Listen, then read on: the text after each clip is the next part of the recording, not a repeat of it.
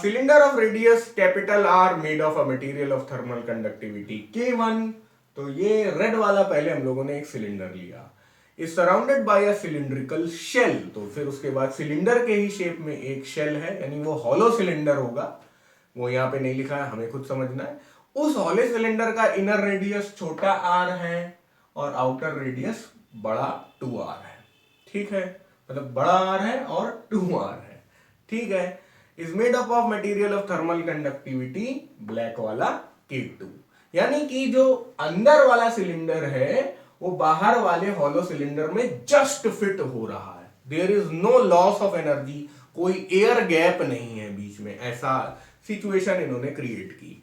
The two ends of the system, the two ends of the combined system are maintained at two different temperatures. तो T1 T2 temperature अपना maintain कर लिया।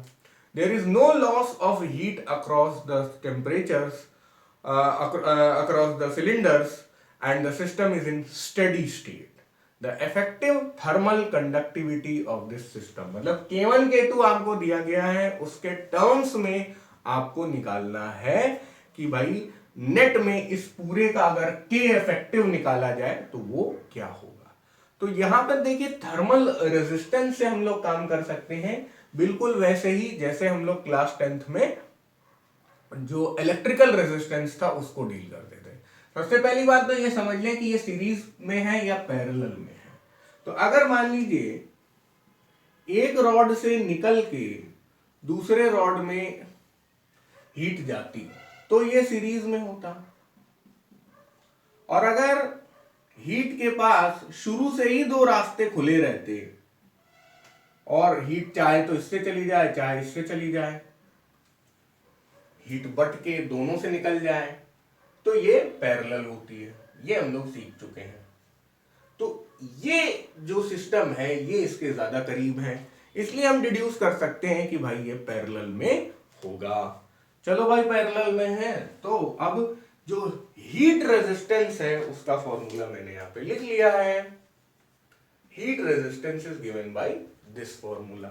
Thermal resistance बोलते हैं इसको, जैसे वो इलेक्ट्रिकल रेजिस्टेंस होता था, ये है थर्मल रेजिस्टेंस। कभी कभी किसी बुक में RT भी लिखा रहता है, पर ठीक है हम लोग समझदार है। तो अब ये पैरेलल में है, तो पैरेलल में रेजिस्टेंस कैसे होता, R इफेक्टिव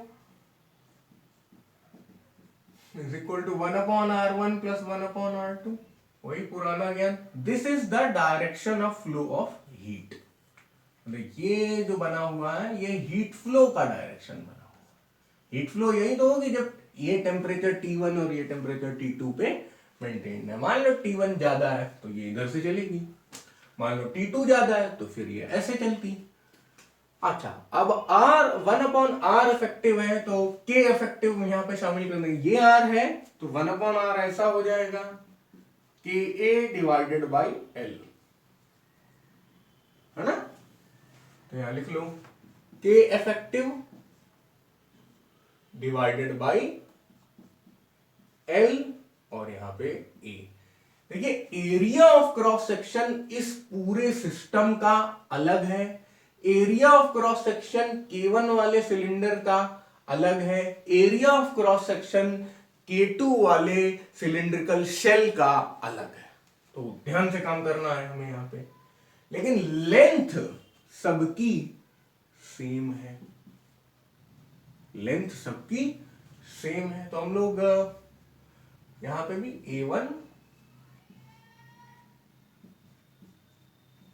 A2 लिख सकते हैं, ये अच्छी बात है, लेंथ सबकी सेम है तो ये उड़ जाएगा।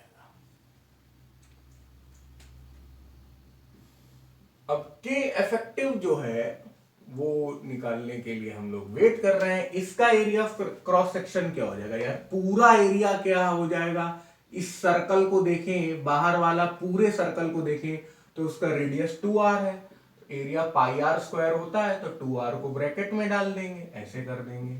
K1 अंदर वाला लाल सिलेंडर है उसका रेडियस तो छोटा r ही है, मतलब केवल बड़ा r है छोटा नहीं है वो, पाई r स्क्वायर। और यहाँ पे K2 में क्या होगा, सिलिंड्रिकल शेल का जो क्रॉस सेक्शन होगा वो ऐसा दिखाई देगा सामने, यानी रिंग का एरिया लेना पड़ेगा हम लोगों को। एरिया ऑफ क्रॉस सेक्शन जो होगा वो रिंग जैसा होगा। अच्छा, बाहर वाला काला है क्या? चलो काला कर दो यार। तो इसका एक ये आर है और एक ये जो है वो 2r है। तो इसका एरिया क्या हो जाएगा? पाई टाइम्स 2r का स्क्वायर माइनस r का स्क्वायर, यानी कि पाई times 4r square minus r square, यानी कि इसका एरिया आ जाएगा पाई टाइम्स 3r स्क्वायर। ठीक है, तो A2 हमारा क्या आ गया? पाई टाइम्स 3r स्क्वायर। ये समझ में आ गया बेटा? Yes sir. वेरी गुड, बहुत बढ़िया। फिर क्या है? पाई पाई कट गया। ध्यान से देखिए तो आर स्क्वायर भी कट जाएगा, लेकिन अगले स्टेप में काट लेंगे। ये इफेक्टिव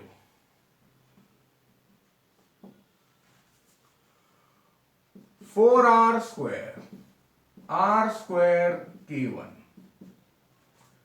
3r स्क्वायर k2, तो r स्क्वायर भी कट गया।